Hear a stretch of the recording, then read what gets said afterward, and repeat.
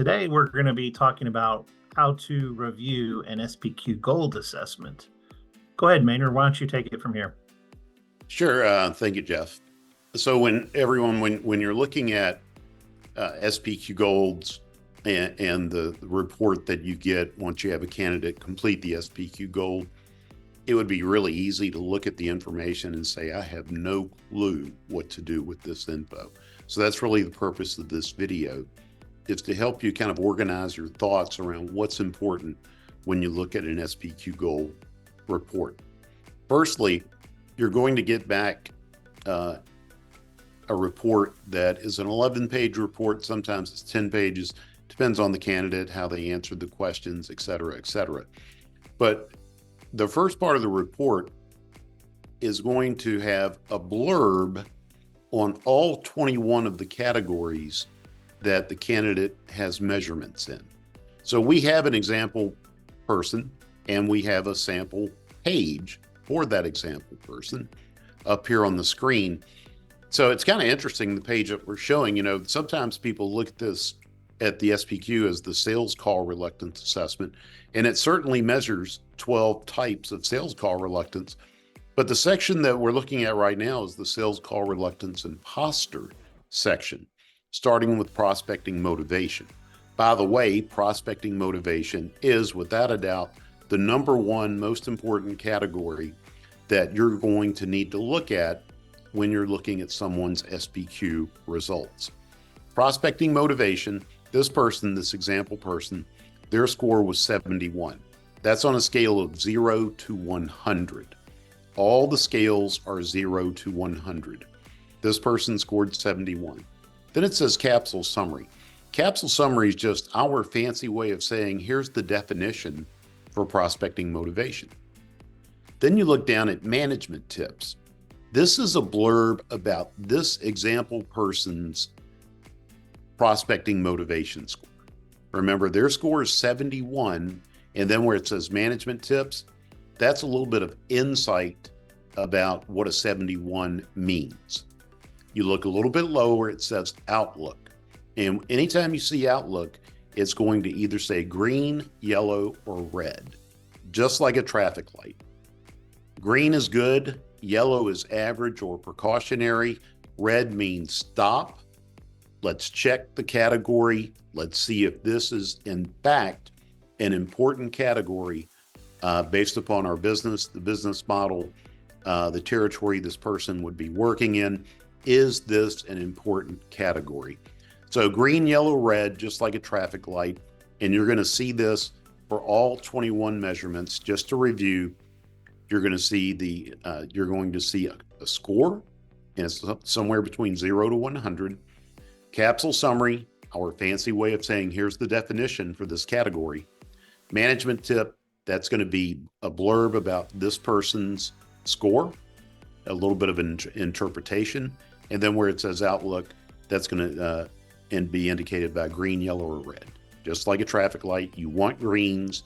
When you've got a red, that's when we need to check a little bit deeper to see if this is an important category for this person's potential future success. Great. Well, Maynard, why don't we go to the critical items list? I know a lot of companies, these are great. These are some questions that the candidates answered a certain way. These can show, some critical things that may need to be addressed possibly in an interview. Asking them the questions, okay, why did you answer this way? So why don't you explain a little bit about the critical item list? Yeah, thank you. The critical items, it's toward the end of the report, and you can see this is exactly what the page looks like. And these are going to be questions from the SPQ along with your candidate's answer. And the reason they show up on the critical items page is because your candidate's answer was out of kilter with how most top performers would have answered that same question. So you can look here for this example person. They've got a number of questions along with their answers.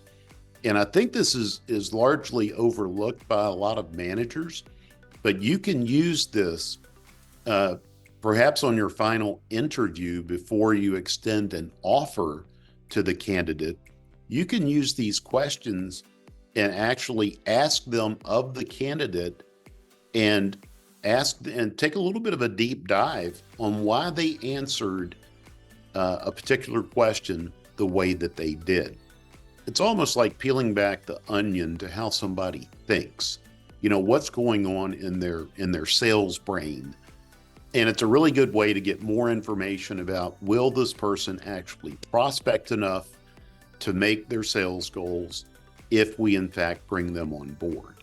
Now, second way to use this, Jeff, would be if you bring someone on board, you could actually, once you're in the coaching mode with this new sales employee, you could bring this up to them then and have coaching sessions around particular questions that you as a manager feel are important to them and their success with your group, and have some really good, meaningful coaching dialogue using questions from this page. Great. Well, why don't we go to the summary report? And this is where you get to see those nice, beautiful colors. The beautiful colors, yes, red, yellow, and green. You'll see it on this page. You see the raw scores out to the right. That is this person's scores. To the right of that, all the way to the right, you'll see the contrast group. And the contrast group are the average scores for folks that have completed in our database who have completed the SPQ. I really wouldn't worry about the contrast scores. If I was looking at someone's SPQ results, I would just get focused on the red, the yellow, and the green. And Jeff, if you can go to the grid that we've prepared, just to bring all of this, kind of to a crescendo, we've put together for a company that's one of our clients. We put together 4 of their top performers along with one of their struggling performers. So we've got 5 people's SPQs here on this grid. The person on the left is struggling. The 4 folks out to the right are part of their top production group. And Maynard, these assessments were taken, what, maybe 3-4 years ago? Well, the person on the left took it approximately 5 months ago. Okay. And the people on the right, they're like you just said, they were taken 3 to 4 years ago. Okay. So these are the folks on the right are established top producers with this company. Person on the left currently is struggling. Let's look at the motivation scores. When you look at an SPQ, you always start looking at the motivation. So if you go down to where it says sales call reluctance imposters, don't really see that much of a difference there. The person who's struggling is well motivated. The 4 folks that are top producers, they've got enough motivation. Then you look at prospecting goal level, which is the second most important category when you look at somebody's SPQ results. Ding, ding, ding. You can see the difference there. The person that is struggling has cloudy, muddled, somewhat non-existent goals. They've got plenty of motivation. They just don't know where to put their motivation. What does that cause? It causes inactivity. It causes a lot of good quality thoughts about what they might be able to do, what they need to do, what they could do, but they're not putting those thoughts into proactive actions. The 4 people to the right do that a lot more frequently as far as taking proactive actions with prospects and follow up, asking clients for the business, et cetera, et cetera. The third most important score I'd look at when I'm looking at an SPQ is right up at the top. It says sales call reluctance overview. Then it says prospecting break. Prospecting break, quite simply explained, is what percentage of prospecting opportunities that I'm presented with. What percentage of them do I have a fear factor with? What percentage of them cause me anxiousness? What percentage of them cause me to be intimidated? What percentage of them cause me to procrastinate and hesitate? And you can see the 4 folks out to the right now, they're not perfect. but their scores indicate that most of the prospecting and selling situations that they're confronted with, they handle comfortably. The person to the left is in the danger zone.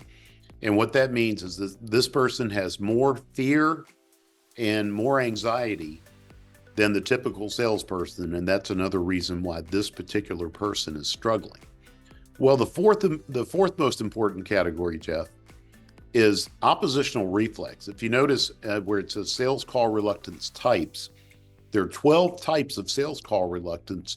This is the number one most important type, because oppositional reflex tells you, can this person be coached? Is this person open-minded to receiving advice? Are they open-minded to receiving my coaching, my tips, the things that I can share with them about how to be successful? And so one really good commonality amongst all 5 of these folks, they are all super coachable. So here's the difference. You give these 4 top performers a new idea, and Jeff, they're going to say, okay, Maynard, I'm going to try it. And in fact, I may try it later today. I'm definitely going to try it tomorrow. You give that same idea to the person on the left, simply because this person has more head trash, which is what call reluctance is.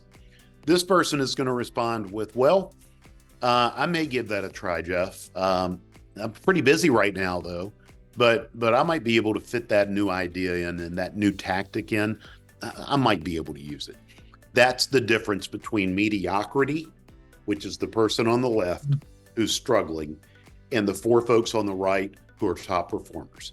They'll take a new idea because they're coachable and because they're more fearless than the typical salesperson, and also because they've got substantial and adequate motivation and goals. They'll take those new ideas and put them into practice. Typically, one commonality amongst folks that are struggling is they need to deliberate for a while. And then quite oftentimes it just doesn't happen for them. So that's why we wanted to show you these 5 different profiles. The 4 folks on the right doing very, very well, have a proven track record of success. Person on the left, because of their fear factor, because which is break score. By the way, fear factor is prospecting break score. And because they don't have clearly set personal and business goals, that's why this person is struggling. Are they a basket case? Should they be let go? No. Coaching interventions can help this person on the left tremendously to get them, because all these things can be changed. All these categories, since they've all been learned, they can thus be unlearned. So again, when you have people that complete the SPQ, this is their mindset. Typically, when they complete the SPQ, this is a snapshot of their sales brain right now at this point in their life. And it's going to share with you, does this person have enough motivation to have the passion, the necessary passion, dedication, desire, work ethic? Do they have a clearly focused goal level where they can actually turn that passion and energy into results? And then the third thing is, what kind of hiccups and what kind of roadblocks are they going to have? And that's the prospecting break score. Well, great, Maynard. I think you've done a great job of explaining the SPQ Gold today, and appreciate your time. Thank you, Jeff. Thank you, everybody, for watching.